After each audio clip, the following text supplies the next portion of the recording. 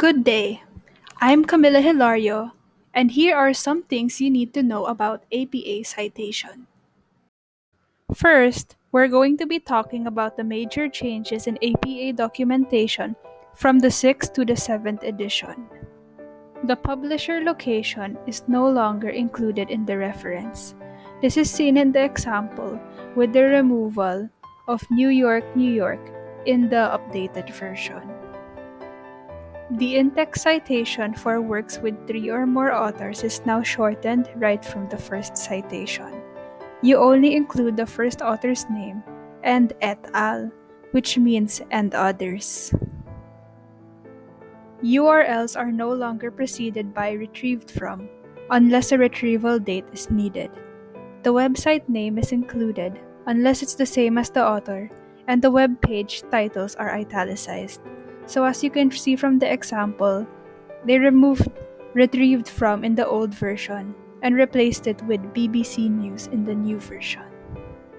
The singular they or their is endorsed as a gender-neutral pronoun and is done in simplicity's sake and to respect people as we do not want to assume their pronouns.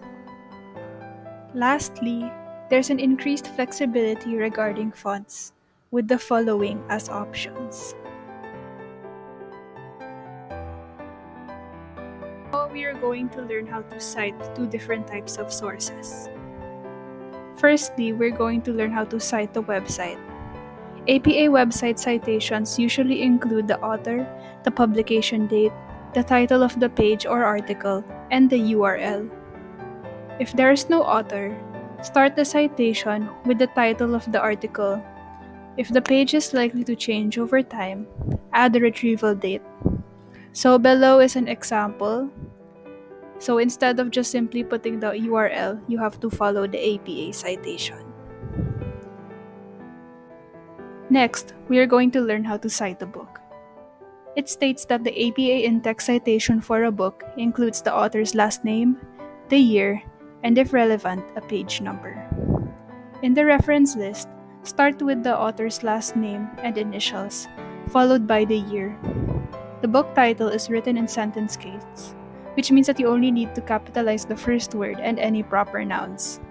For example, instead of just simply putting the title and the name of the author, you have to include the date and the place where it was published. Now we are going to be talking about APA documentation 7th edition formatting rules. So first, we're going to explain the presets, which are to use a paragraph button in MS Word when writing a paper. This is to help the writer visualize the format they are using and to help with spacing. Next is to ensure page margins are set up correctly with 1-inch page margins on all sides. Next is to set the font correctly with the preferable fonts mentioned in the major changes section of this video. Next is to remember to use double spacing by changing line and paragraph spacing to 2. And lastly, all text should be left aligned and make sure not to justify the text. Now we are going to explain how to format the title. First, press enter 3 to 4 times, then center a line and write your title in bold text. Make sure to write it in title case, which means that all important words should start with a capital letter. Make sure to not abbreviate the title, and if you have a long title or subtitle, split it to the next line. The title should describe what the paper is about so that the main ideas could be conveyed clearly. So with this, it is better to incorporate names of variables studied and explored, and should be descriptive without being too long. When naming the authors, press enter 2 times and write names using the first, middle initial, and last name format in normal text. If there are multiple authors, separate with comma and make sure "and" is placed before the name of the last author. Make sure to not add the author's titles or certification. When naming the affiliation, press enter once after writing each of the following lines.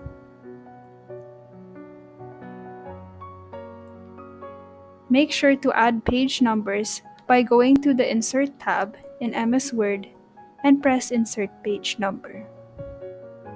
Preferred settings in the page number are on top of page and play number 3. Now we are going to talk about how to format the body. Some notes to keep in mind is to start the main text in the page after the title page. In the second page, repeat title as it is in the title page, and indent when starting a new paragraph. Make sure to not put blank lines or extra space in between paragraphs.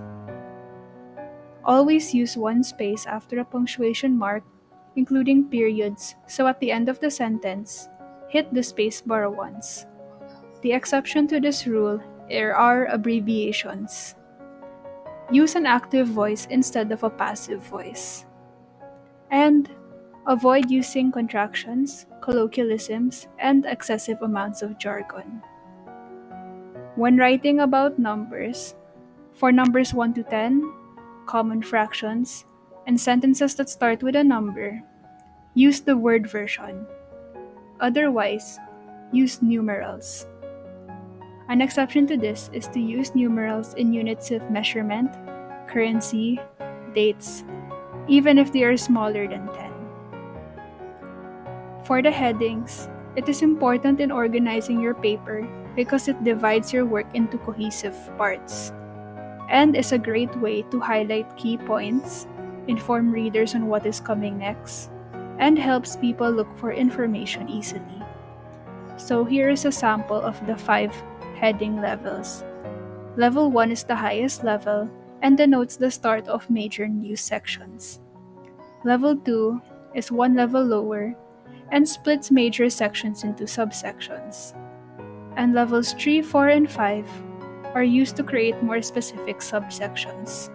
So basically, usually in writing papers, only levels 1 and 2 are used, but levels 3, 4, and 5 may be needed when writing dissertations or lengthy literature reviews. So in the sample, this is how it should be formatted. Lastly, we are going to be talking about how to format the end matter. For the reference list, it starts on the next page after the last page of the body. In writing this, type references and make sure it is on top of the page, bold, and centered. For footnotes, it expands the text or provides copyright attributions. It can either be denoted in the main body of the paper with a superscripted number or in the start of the next page after the reference list with the word footnotes written. Be sure to start each footnote on a new indented line with a superscripted number at the start.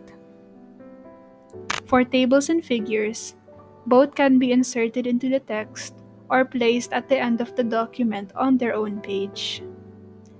Lastly, for appendices, it is put in a new page after any references, footnotes, or tables and figures.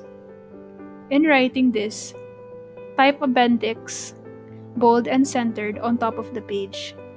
If you have more than one appendix, name one Appendix A, Appendix B, Appendix C, and so on and so forth. Good luck writing that paper!